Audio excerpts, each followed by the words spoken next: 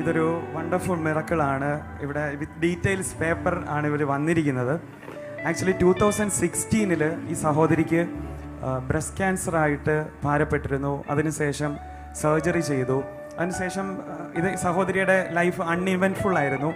ഏകദേശം 2022 മാസത്തോടെ ഈ സഹോദരിക്ക് ഹാർട്ടിൽ, അതായത് ഹാർട്ടിൻ്റെ ആവരണത്തിൽ പെരിക്കാർഡിയൽ എഫ്യൂഷൻ, അതായത് ഹാർട്ടിൻ്റെ ആവരണത്തിൽ ഒരു ഫ്ലൂയിഡ് കെട്ടുവാനായിട്ട് തുടങ്ങി. അങ്ങനെ ഈ സഹോദരി നെഞ്ചുവേനയും മറ്റ് ബുദ്ധിമുട്ടുകളുമായി.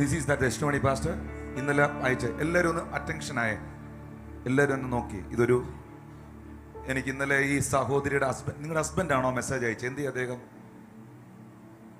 വന്നേ ബ്രദർ, നിങ്ങളുടെ ശബ്ദമാണ് ഞാൻ കേട്ടത് അതിനകത്ത്. എനിക്ക് ഇവിടുത്തെ പാസ്റ്റേഴ്സും ഈ വാട്സാപ്പ് ഉപയോഗിക്കുന്നവരും എനിക്കത് ഫോർവേഡ് ചെയ്തിരുന്നു. ഇതെല്ലാവരും ഈ സാക്ഷി ഒന്ന് ശ്രദ്ധിക്കണേ. ഇതൊരു മിറക്കിളസ് ടെസ്റ്റിമണിയാണ്. ഈ നിൽക്കുന്ന ആള് കർത്താവ് മരണത്തിൽ നിന്ന് വിടുവിച്ച ആളാണ്.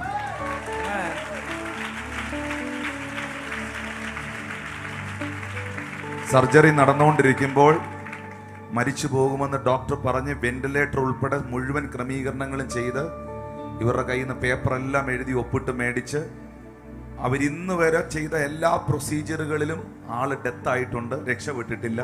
പക്ഷെ ഈ സഹോദരിയെ മാത്രം കർത്താവ് വിടുവിച്ചു. അതിന്റെ മെഡിക്കൽ റിപ്പോർട്ട് ഇവിടെ ഉണ്ട്. അദ്ദേഹത്തിന്റെ കാലിനും പ്രയാസമുള്ള മനുഷ്യനാണ്. ഈ കുടുംബത്തെ ഓർത്ത് നിങ്ങൾ പ്രാർത്ഥിക്കണം.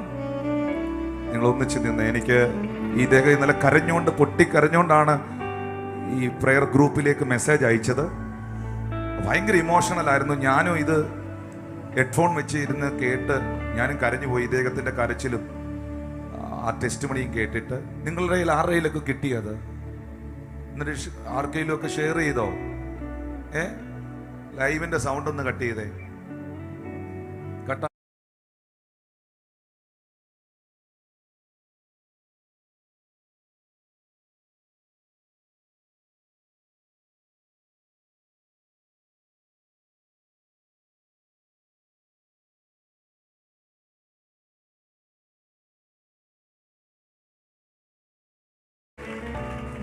പറഞ്ഞു.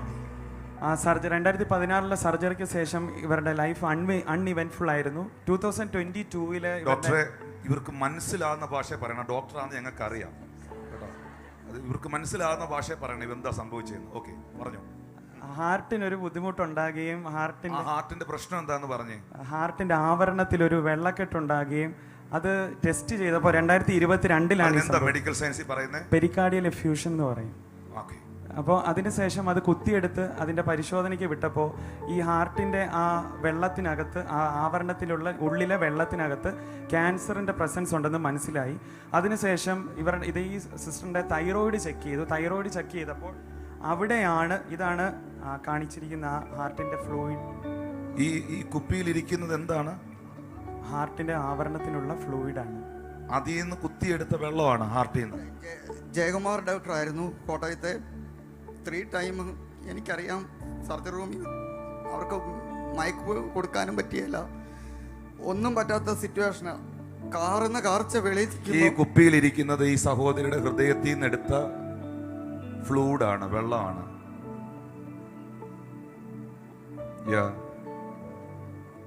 പറഞ്ഞോ ബ്രദർ പറഞ്ഞോ.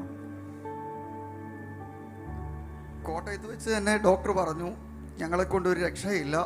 കാരണം ഞങ്ങളുടെ മെഡിക്കൽ സയൻസിൽ ഇതിന് ട്രീറ്റ്മെൻറ്റ് ചെയ്യാനായിട്ട് ഞങ്ങൾക്ക് പറ്റിയല്ല, പെരിക്കാർഡിയൽ എഫ്യൂഷനാണ്, ഞങ്ങൾക്കൊരു രക്ഷയില്ലെന്ന് പറഞ്ഞു. ആ ദിവസങ്ങളിലൊക്കെ ICUവിലായിരുന്നു, വളരെ ക്രിട്ടിക്കലായിട്ട്. കുഞ്ഞുങ്ങൾ വേറെ സൈഡിലത്ത്, ഞാനും വെളിയിൽ നിലവിട്ട് ഹിസ്കിയാവ് ചുമരിനോട് തല ചേർത്ത് വെച്ച് കരഞ്ഞതുപോലെ ആ ദിവസം പാവിട്ട് നിലവിളിച്ചു. ഞാൻ ഒരു ശുശ്രൂഷകനാണ്, നിലവിളിച്ചു. അങ്ങനെ ഏകദേശം ഒരു 12 ദിവസം അവിടെ കിടന്നു. ലാസ്റ്റ് ഫൈനൽ ഡിസിഷൻ ഡോക്ടർ പറഞ്ഞു പെരിക്കാർഡിയൽ മാലിഗ്നന്റ് പെരിക്കാർഡിയലാണ്. മാലിഗ്നന്റ് ആണെന്ന് പറഞ്ഞു. മാലിഗ്നന്റ് ക്യാൻസർ എന്ന് പറഞ്ഞ മലിഗ്നൻസി ഉണ്ടെങ്കിൽ അത് ഭയങ്കര ഡേഞ്ചറസ് ആണ്. ഏറ്റവും ഡേഞ്ചറസ് ആയ ക്യാൻസർ ആണത്. അവിടുന്ന് ഞങ്ങൾ ആലപ്പുഴയിലായിരുന്നു ആ ടൈമിലൊക്കെ. 2016 ബ്രസ്റ്റിൻ്റെ ട്രീറ്റ്മെൻറ്റ് വീണ്ടും ഞങ്ങൾ ആലപ്പുഴയിലേക്ക് റെഫർ ചെയ്തു. അവിടെ ഞങ്ങൾ 7ഓളം കീമോതെറാപ്പി എടുത്തു. അവിടുന്ന് ഞങ്ങൾ ഡോക്ടറോട് പെർമിഷൻ മേടിച്ച് RCCയിലേക്ക് ഞങ്ങൾ റെഫറൻസ് ചെയ്യിച്ചു. RCCയിലെ ഡോക്ടർ പറഞ്ഞത് ഇതിനപ്പുറം എനിക്കൊന്നും പറയാനില്ല, വേറെ എന്താ ഞാൻ ചെയ്യേണ്ടതെന്ന് ചോദിച്ചു. ഞാൻ പറഞ്ഞു, മാഡം റോണ ജോസഫ് എന്നാണ് മാഡത്തിൻ്റെ പേര്, എന്തെങ്കിലും ഒരു ട്രീറ്റ്മെൻറ്റ് എൻ്റെ വൈഫിന് കൊടുക്കാൻ പറ്റിയാൽ അത് വലിയൊരു അനുഗ്രഹമായിരിക്കും എന്ന് പറഞ്ഞു. അങ്ങനെ ആദ്യമായിട്ട് പെറ്റ് സ്കാൻ ചെയ്തു. പെറ്റ് സ്കാൻ ചെയ്തപ്പം യൂട്രസിലും ഓവറിയിലും തൈറോയിഡിലേക്ക് സ്പ്രെഡായി. അങ്ങനെ ഞങ്ങൾ അവിടെ ട്രിവാൻഡ്രം കുമാരപുരത്ത് ആശ്വാസ ഭവനിൽ താമസിക്കുകയാണ്. അവിടുന്ന് ഞങ്ങൾ വൈഫ് എപ്പോഴും എൽഷദായ് മിനിസ്ട്രിയുടെ മീറ്റിങ്ങുകളെല്ലാം കാണുന്ന ഒരാളാണ്. ഞാൻ അത്രയൊന്നും കാണാറില്ല, ഞാൻ കാരണം വേറെ ശുശ്രൂഷ ചെയ്യുന്നതുകൊണ്ട്. അപ്പം എന്നോട് എന്നും പറയും, ചേട്ടാ എന്നെ ഒന്ന് എൽഷദായ് മിനിസ്ട്രിയുടെ മീറ്റിങ്ങിനൊന്ന് കൊണ്ടുപോകുമോ? ഞാൻ പറയും, ഞാൻ എങ്ങനെയാണ് കൊണ്ടുപോകുന്നത്, എന്നെ കൊണ്ട് പോയാൽ തിരിച്ചു വരുന്നത് എങ്ങനെയാണ്? ഞാൻ ആകെ തകർന്ന് അങ്ങനെ ഇരിക്കുന്ന സമയത്ത് ഒരു ദിവസം ഡോക്ടേഴ്സ് ഞങ്ങളെ വിളിച്ചിട്ട് പറഞ്ഞു, ഞങ്ങൾക്ക് അപ്പോൾ ശ്രീചിത്രയിലും ട്രീറ്റ്മെൻ്റ് ഉണ്ട്, RCCയിലും ഉണ്ട്, ഞങ്ങൾക്ക് എന്ത് ചെയ്യാൻ പറ്റുമെന്ന് ഞങ്ങൾക്ക് അറിയത്തില്ല. ഞങ്ങളൊരു ബോർഡ് കൂടിയിട്ട് ചൊവ്വാഴ്ച ഞങ്ങൾ റിസൾട്ട് പറയാം, ഫൈനൽ ഡിസിഷൻ എന്താണെന്നുള്ളത് പറയാമെന്ന് പറഞ്ഞു. അങ്ങനെ എനിക്ക് വെള്ളിയാഴ്ചയാണ് ഡോക്ടർ ഇത് പറയുന്നത്. എൻ്റെ മനസ്സിലങ്ങ് വല്ലാത്തൊരു ഭാരമായി. വൈഫിനോട് ഞാൻ പറഞ്ഞില്ല. അങ്ങനെ ഞാൻ വൈകിട്ട് വൈഫിനോട് പറഞ്ഞു, മോളെ ഒരു കാര്യം ചെയ്യും, നമുക്ക് നാളെ കൊട്ടാരക്കരയ്ക്ക് സൺഡേ പോകാം. അപ്പോൾ നമുക്ക് വലിയ സന്തോഷമായി, നമുക്ക് മീറ്റിംഗ് കൂടാൻ പോകാമല്ലോ. രാവിലെ വെളുപ്പിനെ തന്നെ ഞങ്ങൾ അവിടുന്ന് KSRTC സ്റ്റാൻഡിൽ നിന്ന് ബസ് കയറി ഇവിടെ വന്നു ഭക്ഷണമൊക്കെ കഴിച്ച് ആ മൂലയ്ക്ക് ഞങ്ങൾ ഇപ്പോഴും ഒന്ന് ഓർക്കുന്നത്, ഞാനിവിടെ വരുമ്പോൾ അങ്ങേ മൂലയ്ക്ക് ഇരിക്കുന്നത്. ഞങ്ങൾക്ക് കാർഡൊക്കെ തന്നു, പക്ഷേ ഞങ്ങളുടെ കാർഡ് റിട്ടേൺ മേടിച്ചിട്ടില്ല. ഞങ്ങളുടെ കയ്യിൽ നിന്ന് ആരോടും ഞങ്ങളുടെ പ്രശ്നങ്ങളൊന്നും പറഞ്ഞിട്ടില്ല.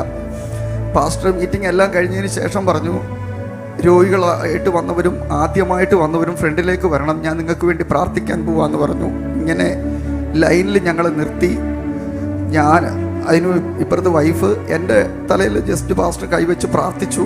വൈഫിൻ്റെ അടുത്ത് വന്നിട്ട് പറഞ്ഞു, ജസ്റ്റ് പാസ്റ്റർ ഇങ്ങനെ അടുത്തോട്ട് വന്നോണ്ട് പറഞ്ഞു, ആരാ പറഞ്ഞ മോളെ നിനക്ക് ക്യാൻസറാന്ന്?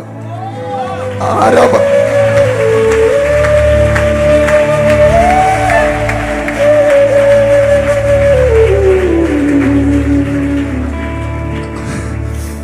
പറഞ്ഞ നിനക്ക് 4th സ്റ്റേജാന്ന്? നീ മരിക്കുകയില്ല, നീ ജീവനോടെ ഇരുന്ന് അവൻ്റെ സാക്ഷിയാകും.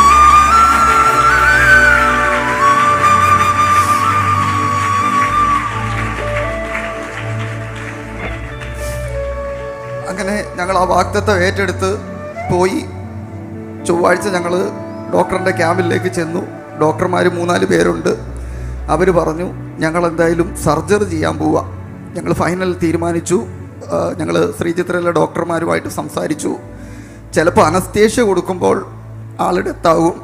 കാരണം ഡോക്ടറിന് അറിയാലോ, അനസ്തേഷ്യയുടെ ടൈമിൽ തന്നെ ഡെത്താവും, മരണപ്പെടുമെന്ന് പറഞ്ഞു.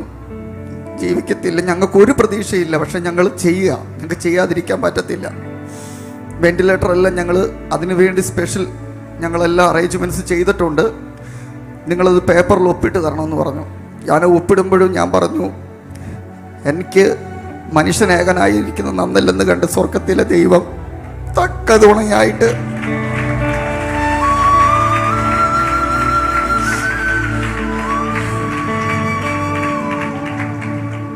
ഞാനിവിടുന്ന് ഒറ്റയ്ക്ക് പോവുകയല്ലെന്ന് പറഞ്ഞു. ഞാനന്ന് മുഴുവൻ കരഞ്ഞു പ്രാർത്ഥിച്ചു. ഹോസ്പിറ്റലിൽ അഡ്മിറ്റാക്കി. ഒരു ദിവസം രാത്രിയിൽ എന്നെ വിളിച്ചിട്ട് വളരെ വായിൽ നിലവിളിക്കുക. ഞാൻ ചോദിച്ചു, എന്നെ കരയുന്നേ? ഡോക്ടർമാർ 3-4 പേര് വന്നിച്ച് പറഞ്ഞു, വെന്റിലേറ്ററിലേക്ക് മാറ്റും മോളെ, ഞങ്ങൾക്കൊരു പ്രതീക്ഷയില്ലാതെയാ, ഡോക്ടേഴ്സെല്ലാം ഇപ്പോൾ തുറന്നു പറയുമല്ലോ എന്ന് പറഞ്ഞ്. ഞാൻ പറഞ്ഞു, നമ്മളവിടെ പോയപ്പോൾ ടിനി ജോർജ് പാസ്റ്ററിലൂടെ ദൈവാത്മാവ് എന്താ പറഞ്ഞേ? നീ മരിക്കയില്ല, നീ ജീവനോടെ ഇരുന്ന് ദൈവത്തിൻ്റെ പ്രവൃത്തികളെ വർണ്ണിക്കുമെന്നല്ലേ പറഞ്ഞേ?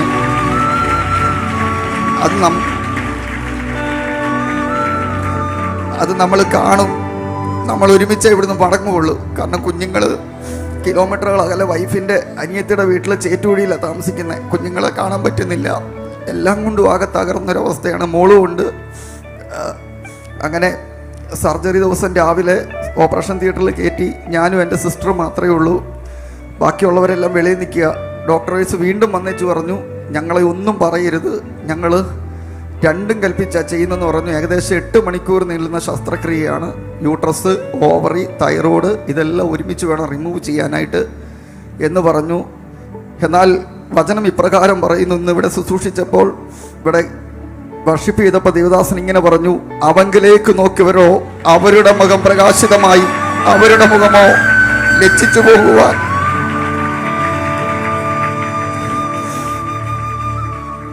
ഏകദേശം 6 മണിക്കൂർ കൊണ്ട് ആ ഓപ്പറേഷൻ സക്സസ് ആയി.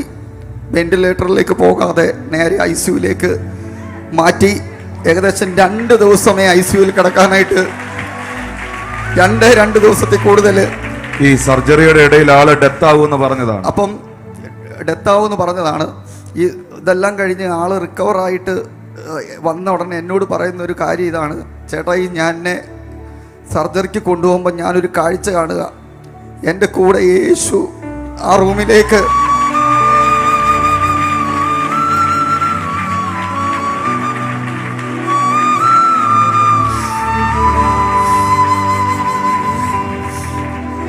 വരുന്നതായിട്ട് കണ്ടു. ഇപ്പോഴത്തെ റിപ്പോർട്ട് നോക്കിയാലും കാണാം, അതിലും മെറ്റാസ്റ്റാറ്റിക് ഡിസീസ് തന്നെയാണ്. 4th സ്റ്റേജ് കഴിഞ്ഞിരിക്കുന്ന ഒരാളാണ്. പക്ഷേ ഏകദേശം 2 വർഷം കഴിഞ്ഞു. ഈ സംഭവം ഇവരോട് ദൈവാലോചന പറഞ്ഞിട്ട്, നീ മരിക്കയില്ല, നീ ജീവനോടിരുന്ന് ദൈവപ്രവൃത്തിയെ വർണ്ണിക്കുമെന്ന് പരിശുദ്ധാത്മാവ് ഇവരെ അറിയിച്ചിട്ട് ഇപ്പൊ 2 വർഷം കഴിഞ്ഞു. ഒന്ന് കരമടിച്ച് ഇന്ന് ഈ ആരാധനയിൽ പങ്കെടുക്കുന്നവരകത്ത് ക്രിസ്തു ഉണ്ടെങ്കിൽ, നിന്റെ അകത്ത് യേശു ഉണ്ടെങ്കിൽ,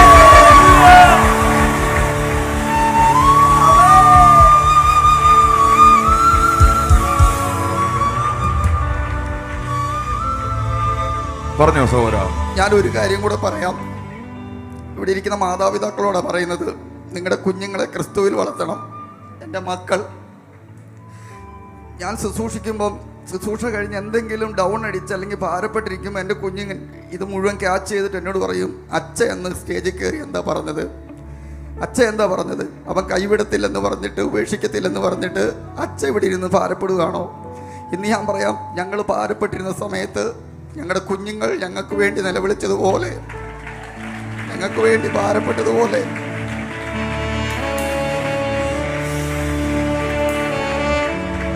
ബ്രദറെ, ഇപ്പോ ഈ ഒരു റിപ്പോർട്ടിന്റെ അടിസ്ഥാനത്തിൽ ഒരാഴ്ച തികക്കിയല്ല മരിച്ചു പോകുമെന്ന് പറഞ്ഞ സ്ഥാനത്ത്, അവർ സർജറിക്ക് വില്ലിങ് ആകാതിരുന്ന സ്ഥാനത്ത്, സർജറിയുടെ മധ്യ വെന്റിലേറ്റർ ഉൾപ്പെടെയുള്ള സജ്ജീകരണങ്ങൾ ഒരുക്കി മരിച്ചു പോകുമെന്ന, സർജറി മധ്യ എന്തെങ്കിൽ അനസ്തേഷ്യ കൊടുക്കുമ്പോൾ മരണപ്പെടും, അല്ലെ സർജറിയുടെ ഇടയിൽ മരണപ്പെടുമെന്ന് പറഞ്ഞ സ്ഥാനത്ത്, അതിനുശേഷം ഈ ക്യാൻസർ സ്പ്രെഡ് ആകുമോ, മറ്റ് പ്രശ്നങ്ങൾ ഉണ്ടാവുമോ, ഇപ്പൊ എന്തെങ്കിലും ബുദ്ധിമുട്ടാവുന്നുണ്ടോ? ഒരു ബുദ്ധിമുട്ടുമില്ല. അതിനുശേഷം ഞങ്ങൾ എക്കോ എടുത്തപ്പോൾ പെരിക്കാടിയിൽ കുറഞ്ഞതായിട്ട് കാണാനിടയായി. ഇപ്പൊ ഹാർട്ടില്ല, പ്രശ്നമില്ല, പ്രശ്നമില്ല. ഈ സഹോദരി, ഈ ബ്രദറും ഇവിടെ വന്നിരിക്കുമ്പോൾ, ഇവരെ എനിക്കറിയില്ല, ഇവർ പറഞ്ഞത് കേട്ടോ, ഇവരെ ഏറ്റവും പുറകിലിരുന്നവരാണ്, ആദ്യമായിട്ട് വന്നാണ്. ഈ സഹോദരിയുടെ നിർബന്ധപ്രകാരമാണ് ഈ ദൈവദാസൻ, ഇദ്ദേഹം ഒരു ശുശ്രൂഷകനാണ്, അദ്ദേഹം ഈ സഹോദരിയുടെ കൊണ്ടുവന്നത്. അപ്പോഴും പറയുന്നുണ്ട്, നമുക്ക് പോകാൻ പറ്റുകയില്ല, അവിടെ നിനക്ക് എത്താൻ പറ്റുകയില്ല, നിന്റെ കണ്ടീഷൻ ശരിയല്ല. പക്ഷെ ഇവർ നിർബന്ധപൂർവ്വം രാവിലെ ഇവിടെ എത്തി പ്രാർത്ഥിക്കാൻ വരിവരിയായി നിന്നപ്പോൾ പരിശുദ്ധാത്മാവ് അവരോട് ചോദിച്ചത്രേ, മകളെ, നിന്നോട് ആര് പറഞ്ഞു നിനക്ക് ക്യാൻസർ ആണെന്ന്? അത് 4th സ്റ്റേജ് ആണെന്ന്. ഇതിൽ നിന്നൊക്കെ വല്ലതും മനസ്സിലാകുന്നോ? നിന്നെ അറിയുന്ന ഒരു ദൈവം ഉണ്ടെന്ന് മനസ്സിലാകുന്നോ?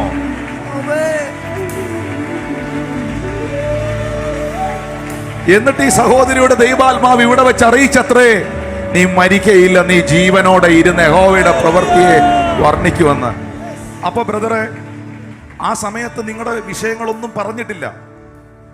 ഒന്നും പറഞ്ഞില്ലായിരുന്നു. പാസ്റ്റർ ഇങ്ങോട്ട് ചോദിക്കുമായിരുന്നു, നിന്നോട് ആരാ പറഞ്ഞു നിനക്ക് ക്യാൻസർ ആണ്? 4th സ്റ്റേജ് കഴിഞ്ഞ ആരാ നിന്നോട് പറഞ്ഞു? നിന്നെ കർത്താവിന് ആവശ്യമുണ്ടെന്ന് എന്നോട് അന്ന് പറഞ്ഞത്. ദൈവത്തിന് നിന്നെ കൊണ്ട് ആവശ്യമുണ്ടെന്ന്. ഞാനിങ്ങനെ വായെടുത്ത് പറയാൻ വരികയും പാസ്റ്റർ എന്നെ വിലക്കി. ഞാൻ പറയണോ അതോ സഹോദരൻ പറയണോ എന്ന് ചോദിച്ചു. അപ്പോൾ ഇവിടുന്ന് സഹോദരന്മാർ പറഞ്ഞു, മിണ്ടരുത്, പാസ്റ്റർ എന്താന്ന് വെച്ചാൽ പറയും.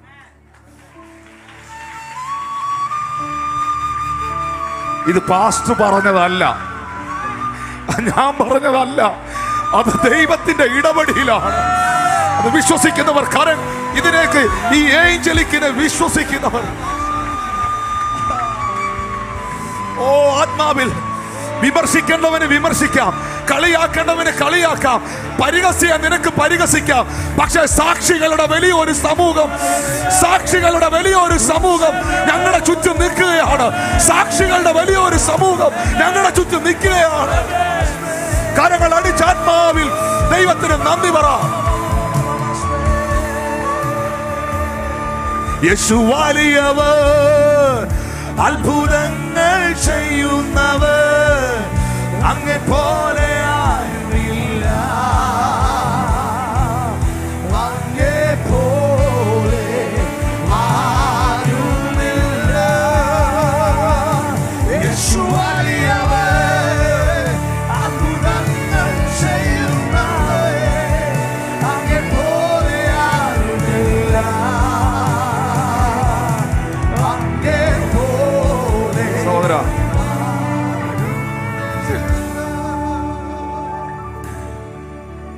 ഈ ഡോക്ടേഴ്സ് പലരും ഏറ്റവും ഒടുവിൽ പറയുന്ന ഒരു വാക്കുണ്ട്, നിങ്ങളിനി പ്രാർത്ഥിക്കുക, ഈശ്വരന് മാത്രമേ, അവർക്കറിയാവുന്നല്ലോ, അവർ പറയും ഈശ്വരന് മാത്രമേ അല്ലെങ്കിൽ ദൈവത്തിന് മാത്രമേ ഇനി എന്തെങ്കിലും ചെയ്യാൻ പറ്റുള്ളൂ. എന്നാൽ നിങ്ങളെ ചികിത്സിച്ച എല്ലാ ഡോക്ടേഴ്സിനായിട്ടും അത്ര റിസ്ക് എടുത്ത് സർജറി ചെയ്യാൻ തയ്യാറായവർക്കായിട്ട് അവര് പറഞ്ഞത് സത്യമാണ്, അവർ പറഞ്ഞത് ശരിയാണ്, അവർ പറഞ്ഞത് ശരിയും സത്യമുണ്ട്, പറഞ്ഞ ശരിയും സത്യമുണ്ട്, അവർ പറഞ്ഞത് ശരിയാണ്. കാരണം ഈ പ്രൊസീജിയർ ചെയ്താൽ, എനിക്ക് ഇതിന്റെ ഡീറ്റെയിൽ അറിയത്തില്ല, ഡോക്ടർ കരുണൻ അറിയായിരിക്കും, ഇത് ചെയ്താൽ മരണപ്പെടുമെന്നും ഈ രോഗം വന്നാൽ ആഴ്ചകൾക്കകത്ത് ആള് പോകുമെന്നും അവർ പറഞ്ഞത് ശരിയാണ്. പക്ഷേ അവരുടെ ഒരു എഫേർട്ടുണ്ട്. ആ ഹോസ്പിറ്റലുകളെയും അവിടെ നിങ്ങളെ ചികിത്സിച്ച എല്ലാവരെയും ദൈവം അനുഗ്രഹിക്കട്ടെ. ഞാൻ വൈദ്യശാസ്ത്രത്തിന് എതിരല്ല. പ്രാർത്ഥിച്ച് നിങ്ങൾക്ക് സൗഖ്യം ഉണ്ടായില്ലെങ്കിൽ എൻ്റെ അടുത്ത് ചിലർ ചോദിക്കാറുണ്ട്, മരുന്ന് കഴിക്കാവോ? അത് നിങ്ങളുടെ വിശ്വാസമാണ്. മരുന്ന് കഴിക്കണോ മരുന്ന് കഴിക്കണ്ടായോ എന്നുള്ളത് നിങ്ങളുടെ ഫെയ്ത്ത് ആണ്. വിശ്വാസം ഒരു അടിച്ചേൽപ്പിക്കലല്ല, സ്വയമായി ഉണ്ടാകേണ്ട ബോധ്യമാണ്. വിശ്വാസം വിശ്വാസം ആരുടെയും വിശ്വാസം ഒരു അടിച്ചേൽപ്പിക്കലല്ല, അത് സ്വന്തമായിട്ടുണ്ടാകേണ്ട ബോധ്യമാണ്. ഹല്ലേലൂയ. പക്ഷെ അവർക്ക് ആ ബോധ്യം ഉണ്ടായി ഇവിടെ വന്ന് പ്രാർത്ഥിച്ചാൽ, ഈ പ്രാർത്ഥനയിൽ പങ്കെടുത്താൽ കർത്താവ് സുഖപ്പെടുത്തുമെന്ന്. അപ്പൊ ഇവിടെ ഇരിക്കുന്നത് വിശ്വാസികളാണെങ്കിൽ ആ വിശ്വാസത്തെ ഒന്ന് കൈയടിച്ച് പ്രോത്സാഹിപ്പിച്ചേ, ഒന്ന് കൈയടിച്ച് ആ വിശ്വാസം. ഹല്ലേലൂയ. ഞാനിനി സഹോദരനോട് ഡോക്ടർ കരുണനോട് ചോദിക്കുന്നത്, എനിക്ക് ഇതിന്റെ മെഡിക്കൽ വശമൊന്നും അറിഞ്ഞുകൂടാ, എന്താണ് ഈ പ്രശ്നം, ഇവരുടെ പ്രശ്നം എന്നായിരുന്നു, എനിക്ക് മനസ്സിലാവുന്ന രീതി പറയണം. ആക്ച്വലി ഉറക്കെ പറയണം. ഈ മെഡിക്കൽ റിപ്പോർട്ട് പ്രസംഗിക്കുമ്പോൾ ശബ്ദമല്ലല്ലോ, ഉറക്കെ പറ. ഈ മെഡിക്കൽ റിപ്പോർട്ട് വായിച്ചതിന്റെ അടിസ്ഥാനത്തിൽ എനിക്ക് മനസ്സിലാകുന്നത് ഇറ്റ്സ് സൂപ്പർ നാച്ചുറൽ മിറക്കിൾ. അതല്ലാതെ എനിക്ക് വേറൊരു വാക്ക് പറയാനില്ല. കാരണം ഈ ഡിസ്ചാർജ് സമ്മറിയുടെ ആദ്യത്തെ 4 സെന്റൻസ് ക്യാൻസർ ഉണ്ട് എന്നുള്ള പക്ക രീതിയിലാണ് എഴുതിയിരിക്കുന്നത്. വ്യക്തമായി ഇവർ എഴുതിയിരിക്കുകയാണ്. ഇവരെല്ലാം റിപ്പോർട്ട് സഹിതം ഡീറ്റെയിൽഡ് ഡിസ്ചാർജ് സമ്മറിയാണ് തന്നിരിക്കുന്നത്. പക്ഷേ ആഫ്റ്റർ സർജറി, മേ ബി അതിന് തൊട്ട് മുന്നേ പ്രയർ കഴിഞ്ഞതിന് ശേഷം, സർജറിക്ക് ശേഷം ഇവർ ഇതിനകത്ത് എഴുതി വെച്ചിരിക്കുന്നത്, എല്ലാ റിസൾട്ടിന്റെയും സൈഡിൽ ഒരു ഹൈഫൺ ഇട്ടിട്ട് നിൽ നിൽ നിൽ.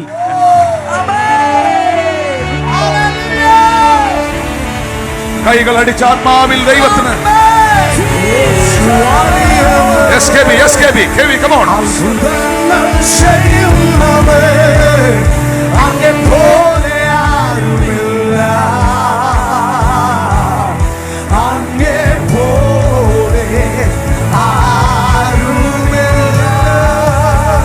Hallelujah. ചോദിക്കട്ടെ, ഈ ഹാർട്ടിനകത്ത് ഇങ്ങനെ ഈ പ്രശ്നം വന്നാൽ ഇത് ഒരു ഡേഞ്ചറസ് സാധനമാണോ? ഇത് ആക്ച്വലി ഇത് മെറ്റാസ്റ്റാറ്റിക് ഡിസീസായി ശരീരത്തിൻ്റെ ഓൾമോസ്റ്റ് എല്ലാ ഭാഗങ്ങളിലോട്ടും ഇത് സ്പ്രെഡ് ചെയ്തു. ഇത് സർജറി ചെയ്ത് തന്നെ അറ്റ്മോസ്റ്റ് റിസ്കിലാണ് ഈ സർജറി ചെയ്തത്. ബേസിക്കലി ഞാൻ എൻ്റെ ഒരു 14 വർഷത്തെ എക്സ്പീരിയൻസിൽ ഞാൻ ഇങ്ങനെ ഒരു പേഷ്യൻ്റ് വന്നു കഴിഞ്ഞാൽ ഇത് എങ്ങനെ ഡീൽ ചെയ്യുക എന്നുള്ളത് എൻ്റെ കൊളീഗ്സിനൊക്കെ അറിയാം. കാരണം ബേസിക്കലി ഇത് ഡീൽ ചെയ്യാൻ വളരെ പ്രയാസമാണ്. പക്ഷേ ഇവർ ഈ സർജറി ഇത് ചെയ്തത് തന്നെ അറ്റ്മോസ്റ്റ് റിസ്കിലാണ്. സഹോദരൻ ഇവിടെ പറഞ്ഞത് പ്രകാരം ഈ സർജറിയുടെ സമയത്ത് തന്നെ ഈവൻ അനസ്തേഷ്യ കൊടുക്കുമ്പോൾ തന്നെ പേഷ്യൻ്റ് കാർഡിയക് അറസ്റ്റിനുള്ള എല്ലാ സാധ്യതകളും കാണുന്നുണ്ട്. പക്ഷെ ദൈവമാണ് ഈ നീ മരിക്കയില്ല, നീ ജീവനോടെ ഇരുന്ന് ആത്മതലത്തിൽ ഒരു ഡിക്ലറേഷൻ വീണാൽ, ആത്മതലത്തിൽ ഒരു ഡിക്ലറേഷൻ വീണാൽ, ആത്മതലത്തിൽ ഒരു ഡിക്ലറേഷൻ വീണാൽ പിന്നെ അതിന്റെ മേളിൽ വേറൊന്നില്ല എന്ന് വിശ്വസിക്കുന്നവർ ശബ്ദമുയർത്തി thank you Lord, thank you Lord, thank you doctor Karun. മോനെ ഇത് കീപ്പ് ചെയ്യണം, ഇതിന്റെ ഒരു കോപ്പി ഞങ്ങൾക്കും തരണം കേട്ടോ. സിസ്റ്റർ ഒന്ന് മുന്നിലേക്ക് വന്നേ. എല്ലാവരും കൈകൾ ഇവർക്ക് നേരെ ഉയർത്തിപ്പിടിച്ച് കുടുംബത്തിൽ. മോന്റെ അപ്പായ അമ്മയും ദൈവം അനുഗ്രഹിക്കും, നിങ്ങളുടെ കുടുംബത്തെ ദൈവം ബ്ലസ് ചെയ്യും. Father, I thank you, I bless,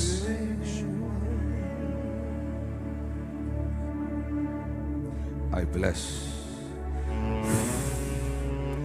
Thank you, Holy Spirit. I release the great grace, Holy Ghost. Thank you for the great grace upon them. The Lord is touching this family right now. കൈകളടിച്ച് യേശുവിനെ നന്ദി പറയാം.